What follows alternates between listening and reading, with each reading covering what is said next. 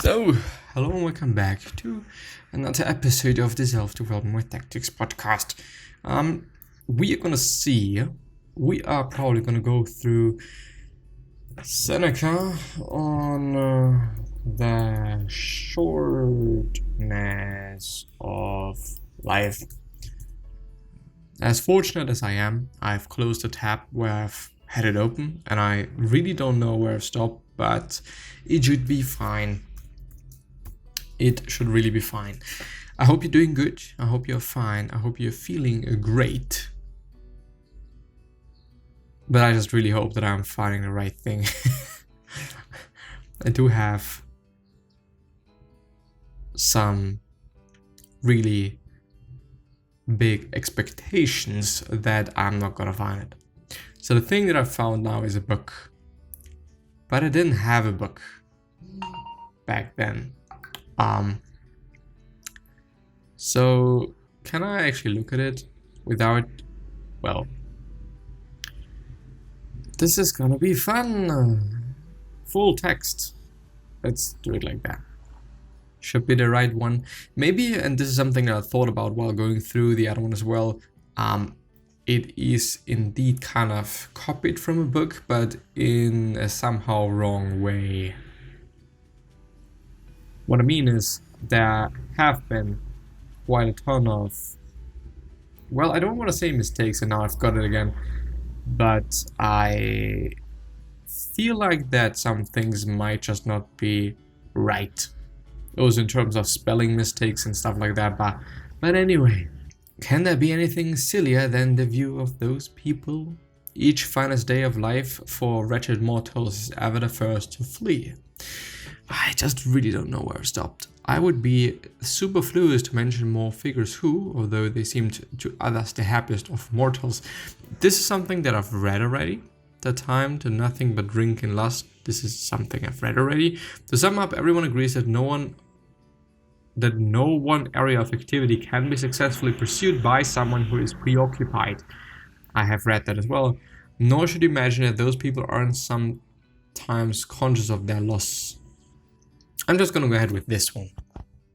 But I'm gonna have to close the fucking window because there are so many motherfucking cars outside there that it is insane to record in their way. Anyway, I'm always astonished when I see people requesting the time of others and receiving a most accommodating response from those they approach. Both sides focus on the object of their request and neither side on time itself. It is requested as if it were nothing, granted as if it were nothing. People trifle with the most precious commodity of all, and it escapes their notice because it is an immaterial thing that doesn't appear to the eyes. And yes, I've already went through this. Yet there is no reason to believe that those people are unaware of how precious a commodity time is. Can there be anything sillier than the view of those people who boast of their foresights? They are too busily preoccupied with efforts to live better. They plan out their lives at the expense of life itself. They form their purposes with the distant future in mind, yet in turn and snatches away the present by promising the future. The greatest impediment to living is expectancy, which relies on tomorrow and wastes today. You map out what is in fortune's hand, but let slip what is in your own hand. What are you aiming at? What is your goal? All that's to come lies in uncertainty, lives right now. Hear the cry of the greatest of poets, who sings his salutary song as if inspired with divine utterance. Each finest day of life for wretched mortals is ever the first to flee. Why are you holding back, he says. Why are you slow to action? If you don't seize the day, it slips away. Even when you've seized it, it will still slip away, and so you must compete with time's quickness, in the speed with which you see it, and must drink swiftly as if from a fast-moving torrent that will not always flow. This too, the poet very aptly says in Citizen, I think, interminable procrastination. Not each best age, quote unquote, but each best, quote unquote, day, carefree and unconcerned, even though time flies so quickly.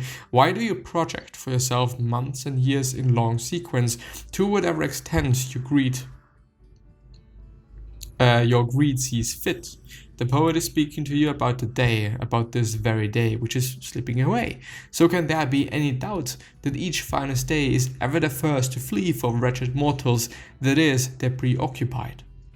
Old age takes their still childish minds unawares, and they meet it unprepared and unarmed, for they have made no provision for it. Suddenly, unsuspecting, they have stumbled upon it, without noticing that it was drawing nearer every day.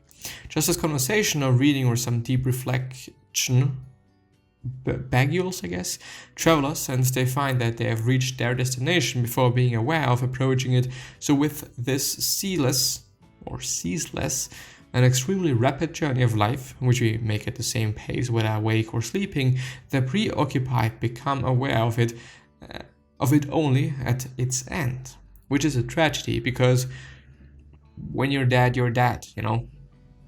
Nobody knows if there's going to be a second life, if there's going to be a second day, if there's going to be another day even. And, well, this is what it is. And this is probably also one of the reasons why living your life and just really trying to get your mindset right and support yourself with whatever the fuck you're doing with your mind, which is also probably, and not only probably, but for sure, gonna affect your body as well. I mean, if your mind is right, then the chances of your body being right as well are at least higher, you know. If your mind is already fucked, guess what your body is doing? You know, there is a connection, a pretty deep connection, I'd say, as I have seen and noticed and whatnot, but focus on that. You know, it makes sense. It makes sense to have a good mindset. It makes sense, even though I hate the word. I really do, because it is so overused, but I think that it really makes sense to keep in mind that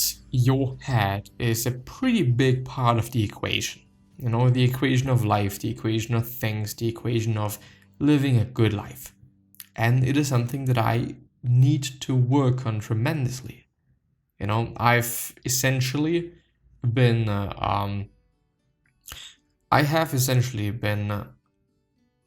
destroying my life by myself, because I am negative to myself. I'm expecting way too much of myself. I am, you know, coming back to expectations, you know. Why do I have so big expectations? And basically also like, just not enjoying the day as it is. You know, sometimes it doesn't necessarily have to be the case that you're doing just so many things a day and you're filling it with whatever activities and whatnot. No, it is fine to have some time for yourself. It is fine to have some days off. It is fine to just enjoy the day as it is and enjoy your time as it is. Enjoy you being alive, enjoying yourself essentially. And there's actually so many things that one can enjoy and can do, whether it is, I don't know, talking about something as I'm doing right now, whether it is meeting people that I'm gonna do afterwards, which is maybe gonna be drawing something, which I thought about quite often, but I've kind of never felt like having the time for it, even though I could just make time for it. As it is with working out, as it is with food, as it is with so many great things that we're having in life, but sometimes it is so incredibly difficult to see the beauty and see the good sides and see the amazing thing. Like, it is not always about, okay, I gotta have to get that shit done. I gotta have to get this shit done. You know, I gotta have to do this and that and these and those. No, it essentially is all those things that you make yourself do.